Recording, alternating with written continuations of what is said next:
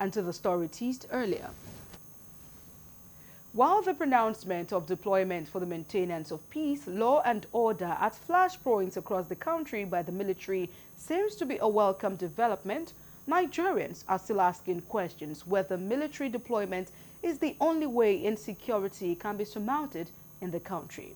Correspondent Nabuchi Oke Nabuchi in this report examines the situation of things and what Nigerians think if there are remedies to the volatile situation. Let's take a look.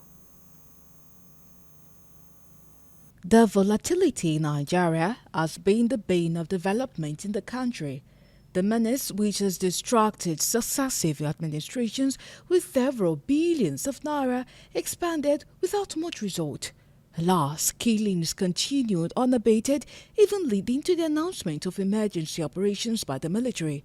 From Operation Lafia Dole, Safe Haven and Wheelstroke in the north central, Adarindaji and Wheel Punch in the northwest, Hadinkai in northeast, Delta Safe in south-south, and Egweke in the southeast. The military ventured into Muslim insurgents, bandits and kidnappers. Those operations, no doubt, made an impact in the den of criminals, but could not quench the tide of criminalities, which went unabated. After other operations such as Udoka in the southeast, Awase in southwest, and military launched more operations recently to deal with insecurity. There is no doubt that some of the deployments also left negative impacts in their host communities. Yet, when assessed, citizens believe that the situation may not be controlled until there are basic social amenities and jobs that are lacking as a means to reduce criminal tendencies. It should step up. It should step up. Like look at the recent fuel increment. You see, it is harsh on the masses.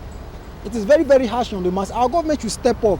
They should come in. They should come up with some kind of I don't know how to put it, entrepreneurship programs, skills that they will absorb all these youth, because this thing is a danger in the future. Honestly, you know, security these days, you understand, are not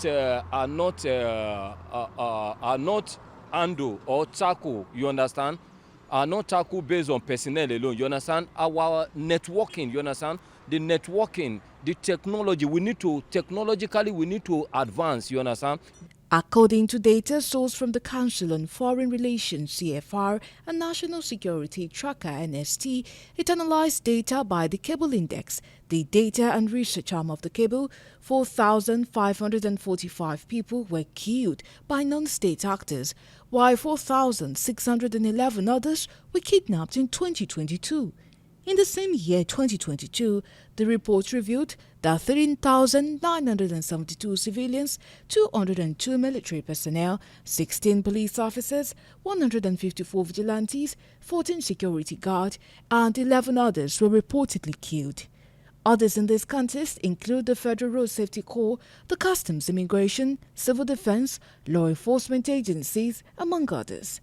Many believe that the problems are not only caused by misguided citizens, but infiltrators from neighboring countries.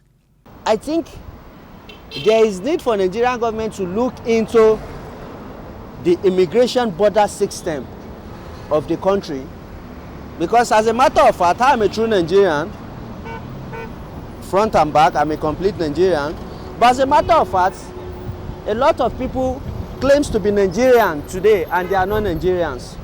Some of them are from the neighboring country who has gotten the advantage of speaking neighboring town language and entering Nigeria, and as such they became nationalized. The way I think government can use to stop this insecurity is by empowering youth. Military intervention is even, because how many military will you use? It will be a battle between the youth, and many youths are in the street working, doing nothing, absolutely nothing. It's not even here. Go outside and see what is happening. Of youth that maybe the universities, the Polytechnic, the College of Education are pointing out graduate year in, year out, and there's no places to absorb these people. There's no framework that these people will be engaged. What will you expect? Youth, you see, there's a saying that says an idle man is the devil's workshop. You see people, you see youth up and down, nothing to do. Most of them in their 30s, they don't have anything to do in this country. What do you expect them to do? Whether the operations are yielding result or not, the fact remains that more people lose their lives on daily, and the citizens can only heave a sigh of relief if the situation improves and the daily killing is not only reduced but ended, to allow for genuine investment and development of the critical sector of the country's economy. That way, Nigerians will rekindle their hope in the country. I think for now the pressure is too high, and there are measures that need to be put in place, before all those steps. For instance, there are unrest everywhere, no job, price of things rising, inflation everywhere. I think the government needs to focus first of all on the issue of well-being and how to make life better for people. I think that's the first approach to all these things. Naturally, nobody is wicked, and nobody want to be destroyed by it himself. What happens is that what I think that need to restructure the security situation, need to restructure it so that every state will have their own state police. That one will be effective. So that the state people can manage their own security. But if you have a centralized system, to be a long time, to be a long journey for them to have an effective security system. That's what I believe.